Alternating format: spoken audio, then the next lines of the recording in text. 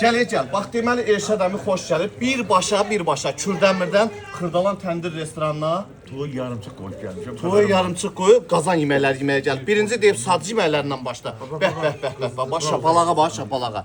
Bax şapalağın məhscanı sırf Xırdalan təndir restoranında Elşad əmi. Bax buna bax. Bu formada bax porsiyon.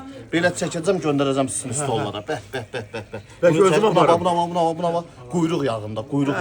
Yox deyəcəm gəlib aparacaq. Bax bu biri. Gəl bax bu biri. Gəl hələ buna bax. Burada qeyri-adi bir yeməyimiz var. Bax bunu deyirlər hissə verilmiş dana. Bax odur. Bax hissə verilmiş. Yəni biri var hissi dana, biri var hissə verilmiş dana. Hissə verilmiş dana. Bəh. Bunu da porsiyonla çəkirik. Buna bax. Bax bu formada. Bu qırmızı nədir? Svetofordan da qoyuram. Bu biberlərdir də buna dad verir. Bax porsiyonla göndərir stollara.